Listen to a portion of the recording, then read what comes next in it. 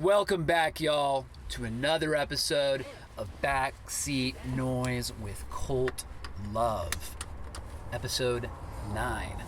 Today we're here with our good friend, longtime homie, Tulsa local now, Carl Antonowicz. Hello. It's easier to say than it is to spell out, that's for damn sure. AKA Open Casket Sound System, AKA one half of ONEAUX, AKA graphic designer, illustrator, and graphic novelist. Really a man who wears many hats. Carl, we appreciate you being here today. Yeah, thanks for inviting me in. This is a lovely car. It's hot as hell back here. It is, yes. It's mid-May right now here in beautiful Tulsa, Oklahoma, and that's when things start to get sweaty. Yeah, it's like 90 degrees now all of a sudden. That's pretty bad. Yeah, it was like 40-something last week. Yeah. Carl, you're a man that we could talk a lot about with. There's a lot to be said about you. You've done a lot of different things over the time that I've known you. Started new things, had long-term things going on. But to start, Open Casket Sound System, your noise project, how would you describe it to someone if they didn't have any idea what it was? I love the name, by the way. Open Casket Sound System. Thank you. Name. It started off as an attempt to sort of fuse dub reggae, which is one of my favorite genres, with funeral doom, which was like one of my other big ones. That didn't work. So I did something different with it. There's a lot of found metal percussion, a lot of like shouting and like scraping of things. I've sort of done a lot of covers over the course of the past year, which is it's the stupidest thing I've ever done. It's so much fun. Ironically, I feel like the last couple times I've seen you, actually, you get better and better every time I see you. So I guess the cover era is working for you pretty well. Yeah, I mean, there's a lot of really dumb songs that I love. Like, I covered We Like to Party, The Venga Bus, a couple of times. There's a cover of Rhinestone Cowboy that I've done. No respect and no apologies to Glenn Campbell. And what was the other one? Oh, the Barrington Levy track, Here I Come, that's a banger. Like, you've heard this one before, right? Yes. Yeah. So, yeah, those are like 3 of them. I covered the number Razzle Dazzle from Chicago. Right. As one of the most recent ones. That was, in fact, the most recent one. And then chunked a box of rocks at the audience, which actually really fucked up my shoulder. But anyway, yeah, so like those cover songs are a way for me to sort of like, I'm very bad at like writing lyrics. Like I'll usually have like maybe 2 or 3 words that I'll say in the middle of something and I'll just repeat them a bunch. But being able to use somebody else's words and then making a fun thing into something that is like extremely difficult to listen to, and if not to say utterly unpleasant, is a joke that has not gotten old yet. Hey, as long as you're having fun, right? I'm having a great time. Dub reggae, funeral doom.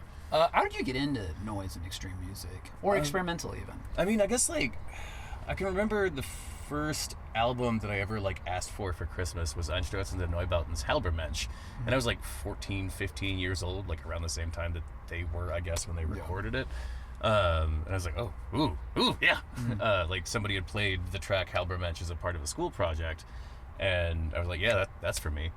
So I guess there wasn't ever a start point. It's like when I started listening to music, I went in the deep end, and like I've sort of gotten into softer things like from there, like I don't know, like field recordings or something. Like you have to be a real fucking deviant to want to listen to somebody else's field recordings, but here I am. That's funny.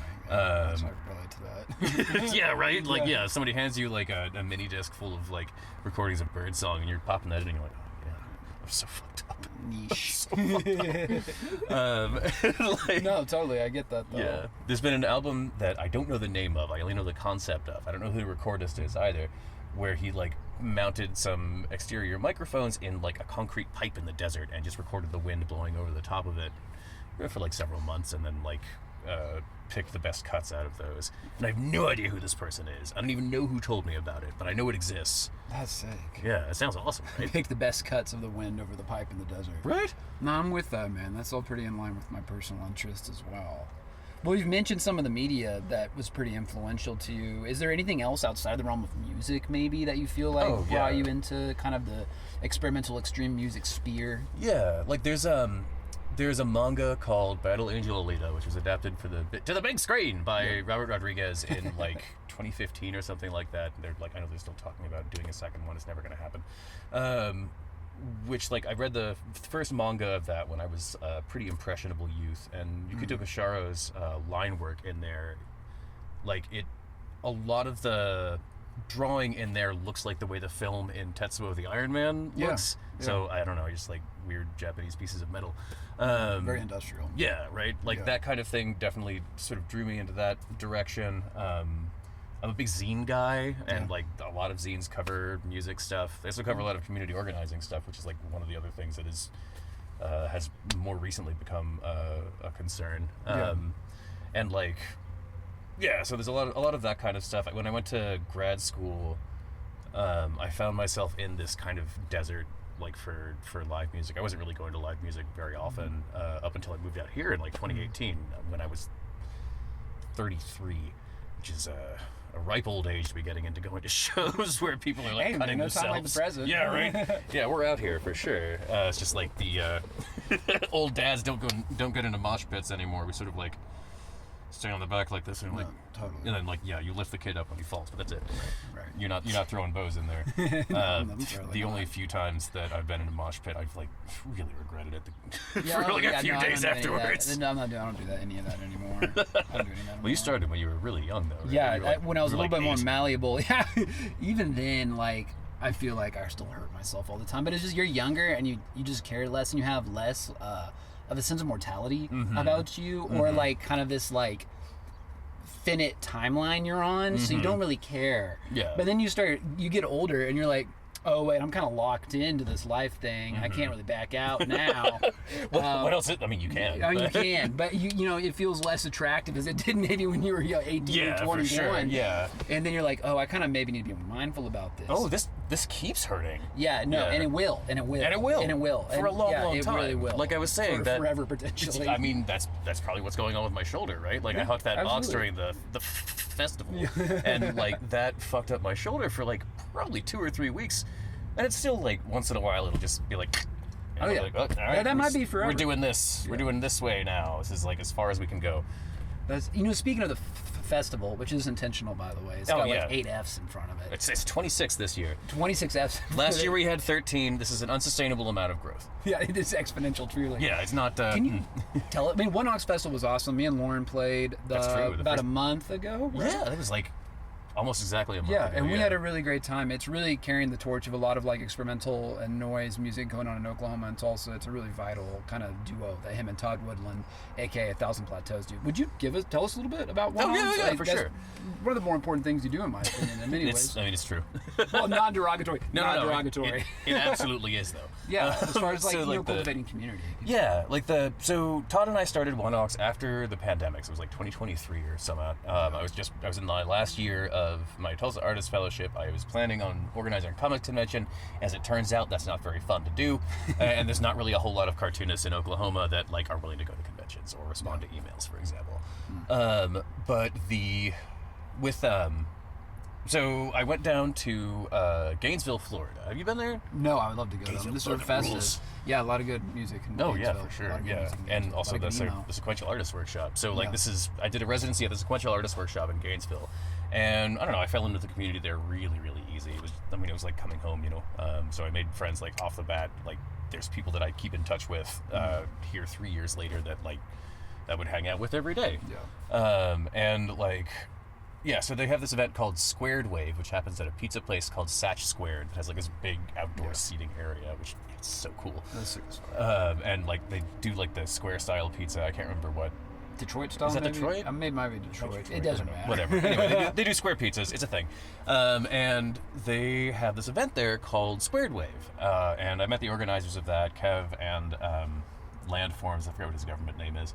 Greg. Shouts to Greg and Kev. Who like were doing this open sign-up thing. Like people would sign up the week before. They'd have like 20-30 minutes to do just putz around on their modular rig or like bang on a trash can, which is what I ended up doing. Nice. I hadn't brought any of my gear with me or anything like that, so I borrowed a looper and like a reverb pedal from Tristan.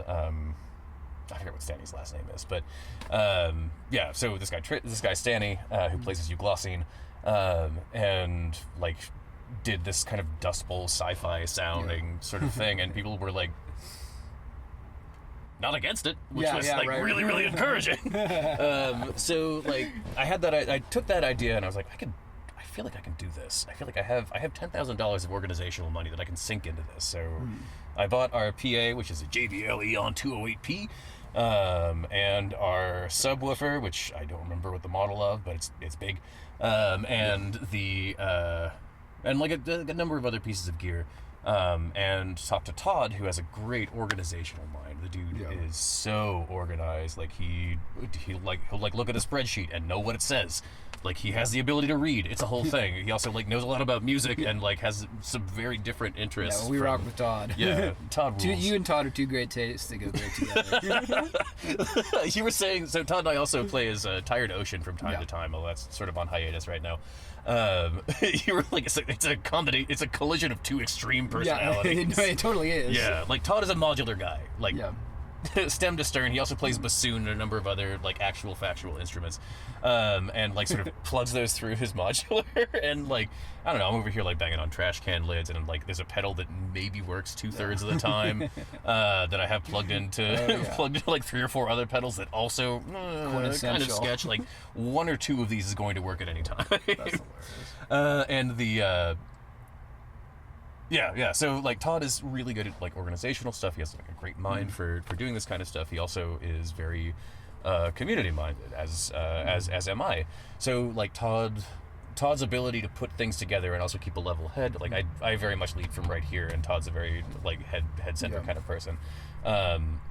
Is such a valuable thing. The good thing about this, or the other good thing about this, is that I'm a talker. Todd is not really a talker, and that works out really well in my favor. So I can pretty much just show up and like be like, all right, Todd, tell me what I'm doing. Which is wonderful, and I always feel like I need to be doing more to sort of support him. Anyway, yeah. So Todd puts together this festival, right? The ONEAUX festival, or you can also just stress the F really hard. There's a number of Fs in the front of it. It's a music joke. Like 2 or 3 Fs is fortissimo, and the idea is that like we were getting into like peta fortissimo territory. So like, yeah, because it's like it's a fest for experimental music. There's like a lot of guys who are just like yelling at piles of trash on the floor and like rolling around and stuff. And then also people who are doing things with like instruments that someone might conceivably want to listen to at some point. Right. Yeah.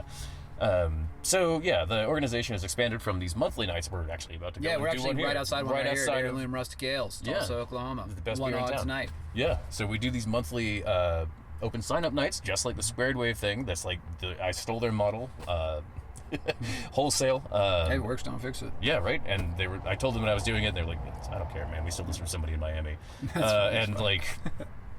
That's great. I think there should be something like ONEAUX in like every city of above 500,000 people, and smaller ones too, in these United States. I think I was listening to this interview on Noise Extra with Subclinic, right? And he was talking about, this is my favorite interview on Noise Extra. Subclinic was talking about like every city, every town in the United States has a guy with a garage full of guitar pedals, and he's circumventing all of them, and he's making the worst sounds you've ever heard. That's true. And they come out of the woodwork, right? Like we put the post sign up thing and like, Batman signal, bro. Yeah, the bat signal for freaks, and like it's like the inverted Batman signal. So like so we'll have like 2 or 3 new acts sign up with us every month, and like we try to prioritize people who are new to us. We try to prioritize people who are from marginalized groups, so like people who are on the queer spectrum, and folks who are who don't look exactly like this, and so on and so forth. I don't know, like there needs to be a space for people to do the goofiest shit they can think of, and like have an audience that may not be appreciative, but at least they're there. No, totally. Most of the time. No, ONEAUX is super valuable. Thank you. To close things out, before we completely cook back here, favorite piece of gear? Favorite piece of gear, Lefty's Sound Lab Noise Rumble. I got this from Matt Hex. The wheeler and dealer, man. Yeah, Matt Hex. He comes up in like half the interviews we do. He is the pedal pusher. I'm telling you. He really is. So Lefty's Sound Lab, I didn't actually bring it today, but the Noise Rumble is like kind of like a noise box with a couple of oscillators that are built into it. It makes anything you plug through it sound like, and then you can like sort of engage a engage the oscillator thing, and that'll do these sort of high-pitched oscillations depending on where you have it set, and it sounds like man, shit, it sounds like Pulse Demon. Like pretty much whatever you do, it'll sound like Pulse Demon. It's the Pulse Demon pedal. That's sick. And like, I have not checked out any of Lefty's other pedals, but like, The thing's fucking sick. yeah, it's so good. I like it. Yeah. Well, Carl, Yes. we appreciate you being here, man. Yeah. We'll be right back with some noise. Ladies and gentlemen, Open Casket Sound System from the Backseat.